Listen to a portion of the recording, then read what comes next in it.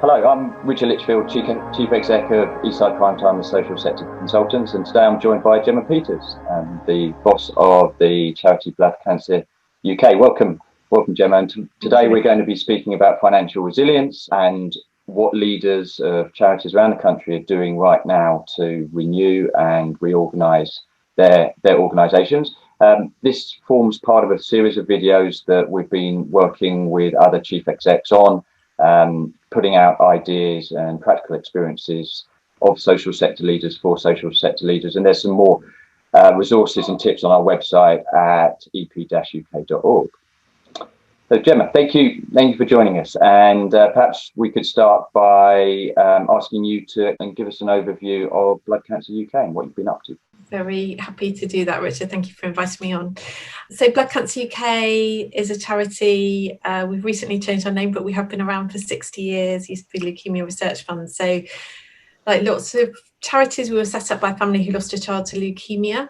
And then we've been funding medical research for all of that time. And over the last 10 years or so, we've also been supporting patients and families who are affected by blood cancer. So that's us. The last few months have really been a kind of huge challenge to the organisation, like I know it has been for probably almost every other organisation that I know.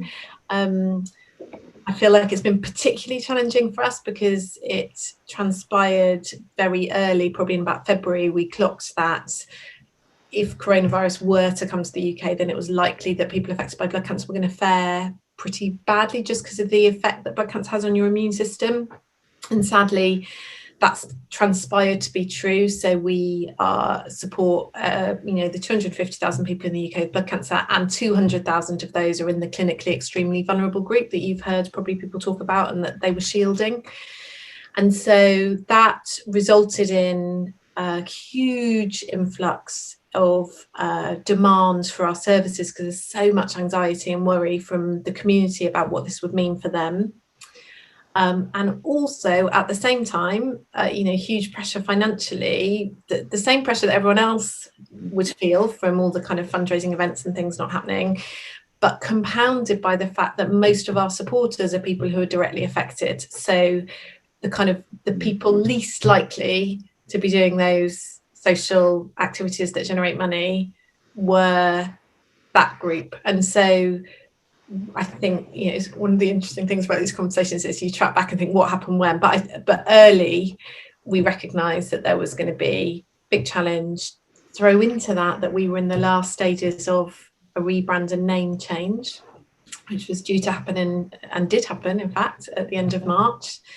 So we've been in the midst of a big organisational transformation project, of which brand was one, but there were other things like new CRM, looking at ways that we worked, big programme around culture, which I'm hugely grateful we were as far through as we were on those programmes, but it added to a sense of everywhere you look, something super challenging happening within the organisations. Thanks, Gemma, for that. And what challenging times it is. Can you maybe from a personal point of view as chief exec talk a little bit about those priorities that landed in your in-tray particularly? I think perhaps the first thing to say is that the kind of notion of the in-tray in the way that we would normally have it, a kind of set of organisational priorities, some of which are long-term, some of which are short-term, and a little bit of your time as a chief exec spent responding, has totally shifted. So the number of times that there would be a set of things that I thought I was going to be looking at in a day, and then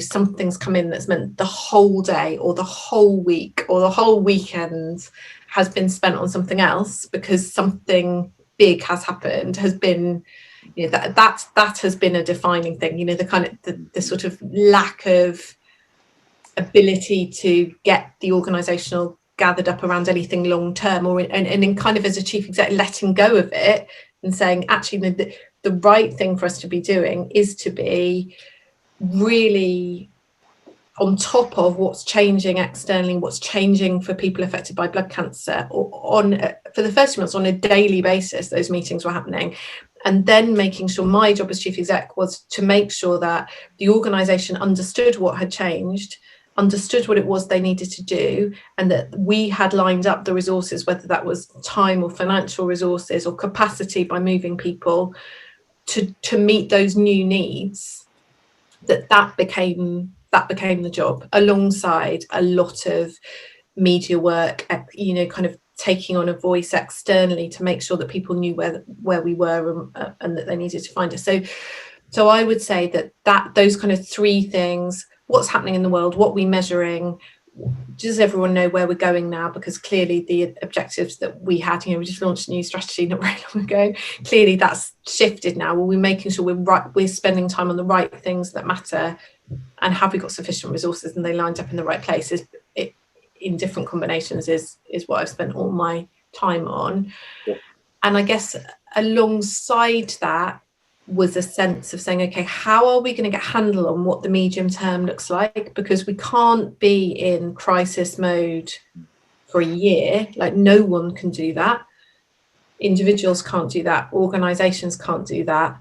And it's obvious that this now is not something that's going away in 6 weeks. That I think was a really important piece that I knew I had to lead. And my reaction to it was to say, I know that I'm not the only person thinking about this, so let me see if I can connect up with some other chief executives. And I chose some chief executives in the cancer sector because there was already a grouping of us, and said, look, we're all trying to get a handle on what the scenarios might look like now going forward. Why don't we try and do that work together? Because we're all sort of slightly looking in the dark. There's starting to be some stuff written about what's happening in the private sector.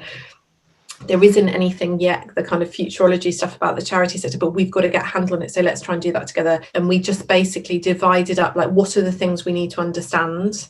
What are the different scenarios in each of those? And what are the different organisational responses that you could make? And once we'd done that piece of work, and then brought it back into our interpretation of it back into Blood Cancer UK, and said, we think there are 2 scenarios that are realistic for us to be spending our time on. These are them.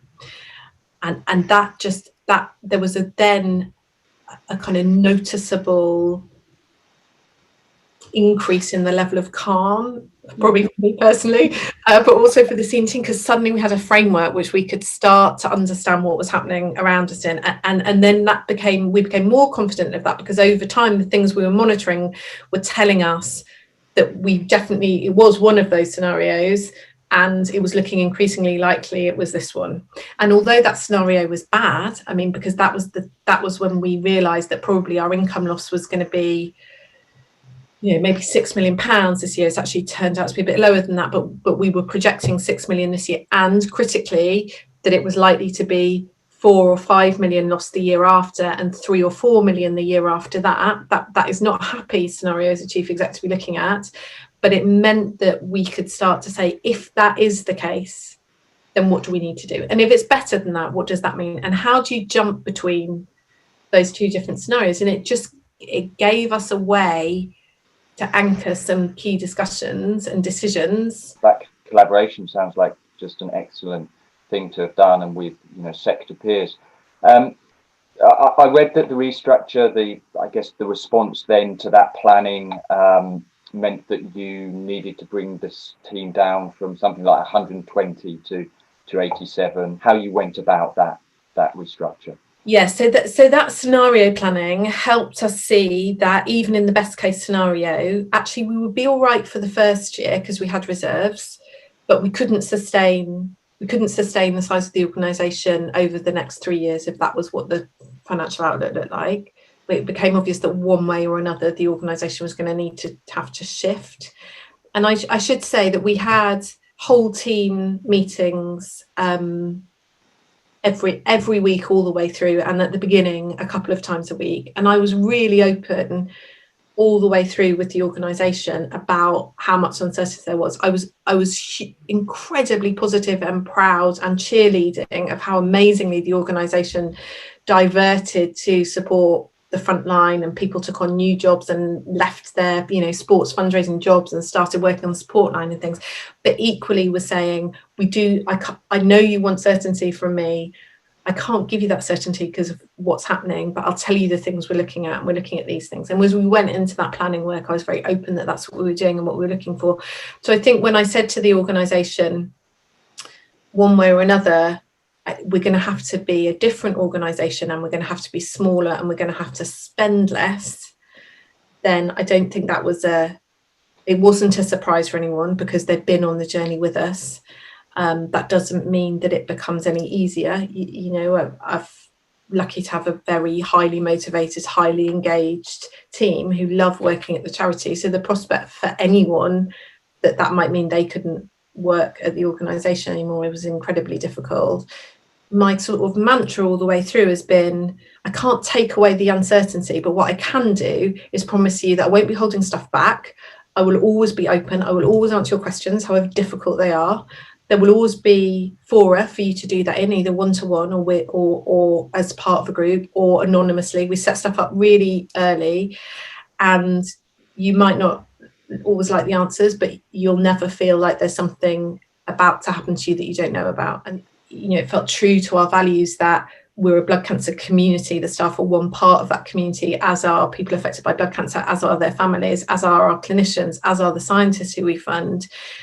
And I felt, for me, I couldn't do it in any other way than say how I felt about it. And I felt gutted. And I just didn't see any merit in trying to write that in a more business-like way or dress it up. You know, we'd just been through a massive transformation program at the organisation. I had the team I wanted. Like, the people in those jobs were there because they were brilliant. I think they're the best people that I could have had in those jobs, and we were part of a strategy. We had a new strategy and it was working. Everything was going in the right direction. And then a pandemic comes and pulls the rug out from underneath us. And I was so, you know, angry and frustrated and you know, felt cheated by all of that. And that pandemic should affect our community so badly at a time when, you know, the charity that they needed the charity to be strong, you know, they needed us more than ever, and we were like at our weakest, that it just felt very natural to me to just say it how it was. In doing that, I felt uncomfortable. So it isn't a very corporate voice, it's my voice, and sometimes I feel uncomfortable, you know, I worry if that's the right thing. I think for some people in the organisation, some of the feedback I got was, you know, that meant that people externally knew not long after people internally knew that their jobs were affected. And so that meant maybe people were having to answer questions that maybe they weren't quite ready for. So perhaps we should have had more of a gap between those things. I don't know. And then I'll tell you the thing that's actually felt the most awkward has been that it's attracted quite a lot of people saying, oh yeah, well done, great, that's really great that you've said that, you know, wish more leaders were like that. And then suddenly I felt like, oh God, this is not, you know, what I was not trying to put myself centre of this. What I've tried to do is really centre the people who are affected, whether that's the staff who are losing their jobs or the staff that have taken on loads more, or whether it's the community that are shielding or have lost their jobs, or that it mustn't be about the leader. You know, this is not a time for kind of big personality leadership. It's a time for team. You mentioned a couple of perhaps the awkward consequences of the open communication style and the authentic style.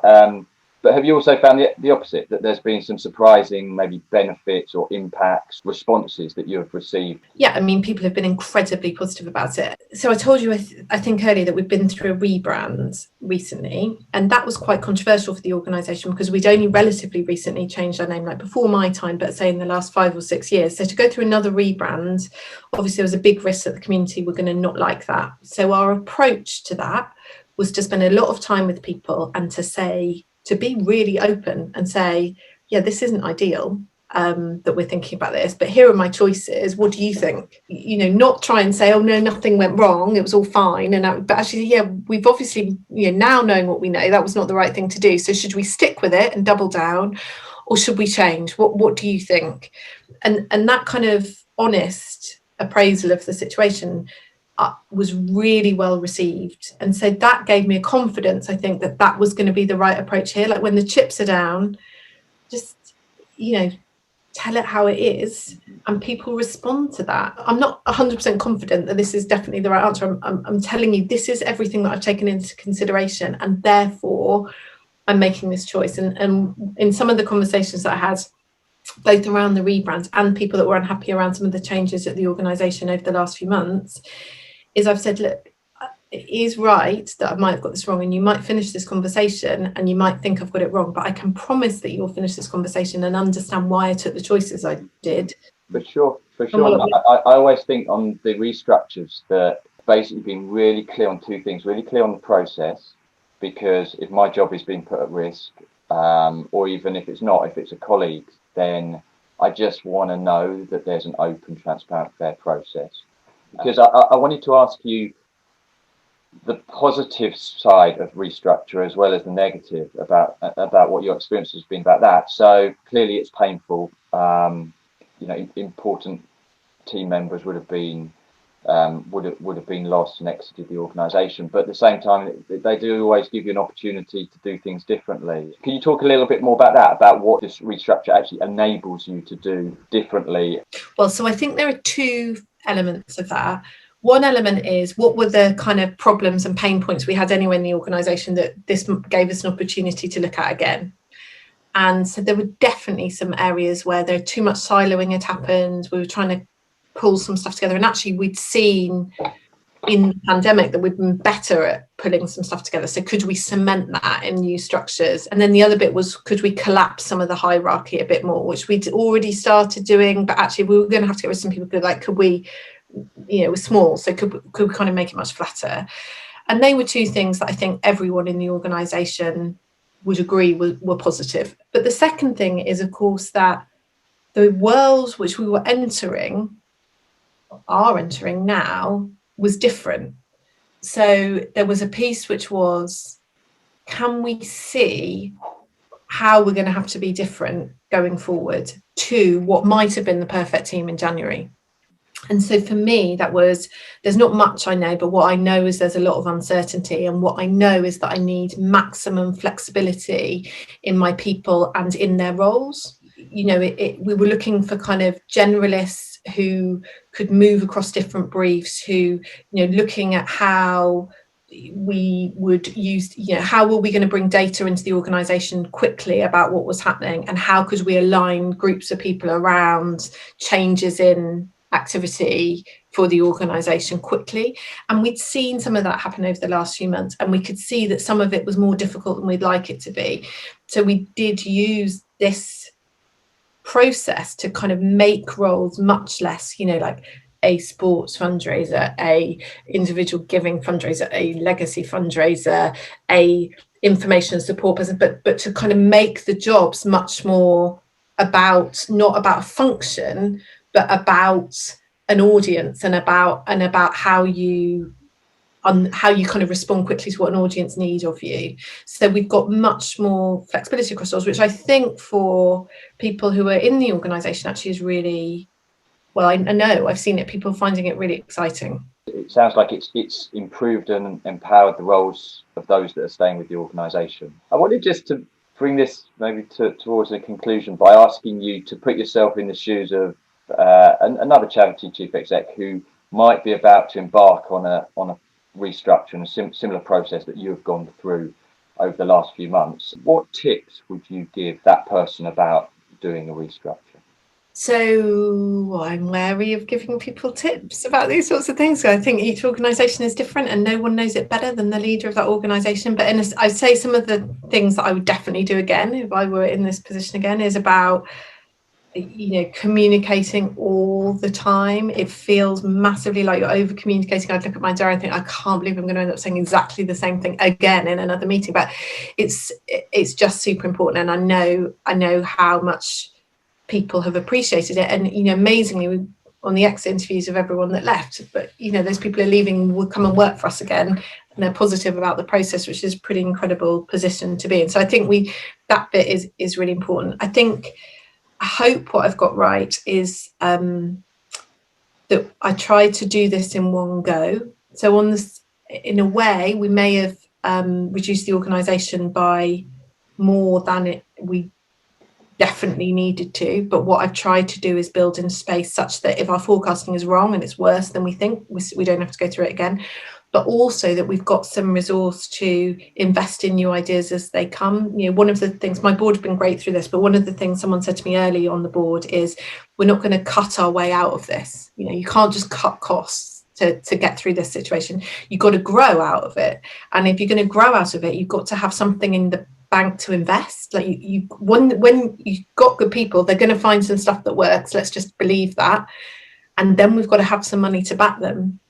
So I felt really strongly that I wanted to build that into one wave of redundancies, and I hope, time will tell, I hope that's what we've done. And it also means I'm more confident in being able to say to the team who were left, I don't think we're about to go through it again. There's never any definite certainty, but we could be looking at a worst case scenario than we're projecting, and we would still be okay. Another positive has been collaboration, and how much easier that has been with other organisations, and how much more open people have been than they have been. We all have been historically, and I think reaching out and talking to people and asking them what they're doing. And sometimes it was just a case of talking to other chief execs and just saying, oh, this is awful, this is so awful. And the kind of tantrums you can't have at work about how unfair this all is.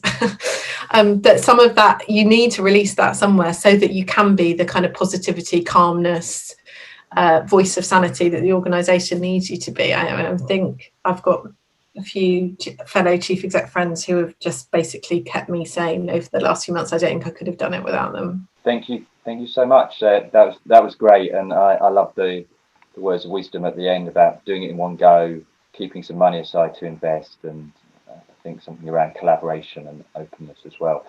Gemma, I've really enjoyed the conversation today. Thank you so much for being here. It was nice to chat, Richard.